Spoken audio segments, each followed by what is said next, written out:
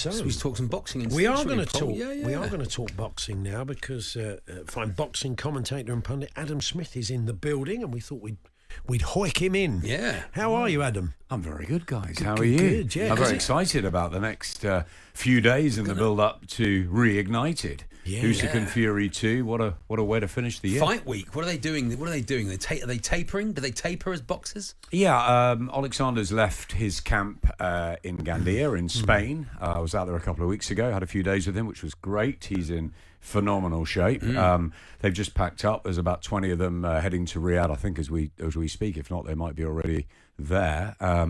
I swapped messages with Tyson's manager, Spencer Brown, a couple of days ago.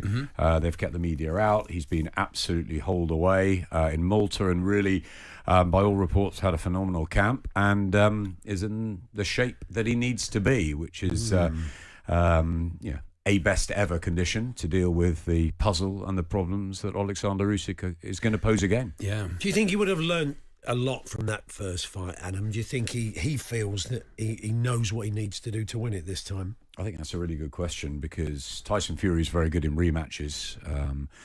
He had a bad night against John McDermott many years ago, got the decision. We all thought he didn't win that fight. In the second fight, he came back and stopped McDermott. Same thing happened with Deontay Wilder, although I think he really won that fight, the draw, but he had to get up off the floor in that amazing knockdown in the 12th round. Second time he went in with Deontay and absolutely destroyed him. It was, I think, the best performance of his career. Maybe you look at Vladimir Klitschko and he won the world title, but I think the manner of beating Wilder for the second time was terrific. So, yes, he's very good at working out what he needs to do, having shared the ring with someone. The trouble is he didn't get the better of Usyk. He knows it. I think he sort of conned himself for a while that he won the fight. He didn't. He admitted that in the press conference. He bullied him early in that fight. Early on, he was on top, but then he couldn't connect, could he? Couldn't get that finishing blow. So it's really interesting. The first 3 rounds are very subjective.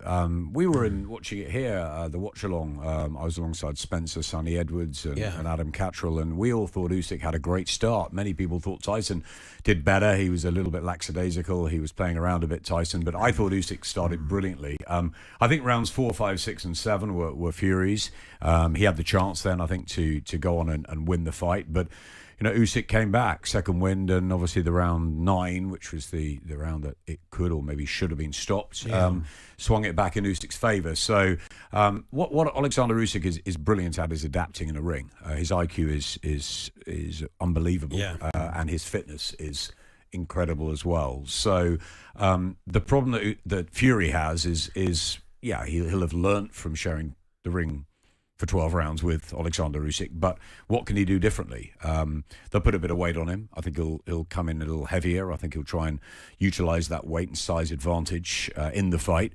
And I think they'll go for the stoppage in the first 2/3 of the fight. The problem is if he hasn't got Usyk out of there, what happens?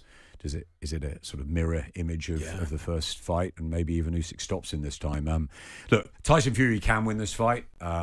But I think it's very tough to sort of go against Usyk after what he did first time around, and there's no signs of decline. But you never know in the heavyweight division, and that's why it's fascinating. What funny, and what happens after this fight is almost as intriguing as the fight himself, because Tyson Fury has already said if it is a great fight, there will be this feeling that people would like to see a trilogy, even if it isn't a great fight.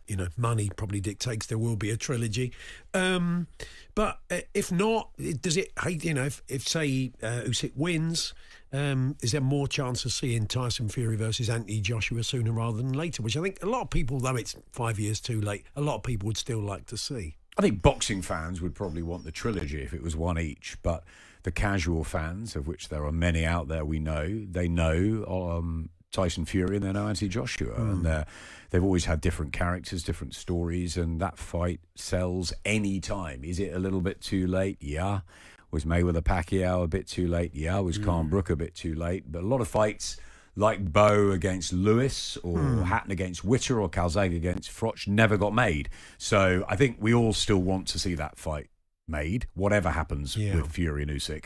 But I think if Fury, for example, loses on points or maybe by late stoppage or something like that, I think he could fight Joshua next, and then they could do 2 fights next year. I think if Fury wins, there could be the argument of a trilogy. But I do think that that Fury and Joshua will be made. Eddie Hearn definitely thinks that. And it's all in the hands of Turki Al-Sheikh, what he wants to do next year. We already have a blockbuster of an event on February the 22nd, which is probably the best card I've ever seen. Yeah, amazing, isn't it? Yeah, it is amazing. Yeah. And I was sort of racking my brains back through the days of Don King and all the world title fights he used to put on with the likes of Julio Cesar Chavez and all those great fights. But I can't remember anything coming up to this standard if you go top to bottom.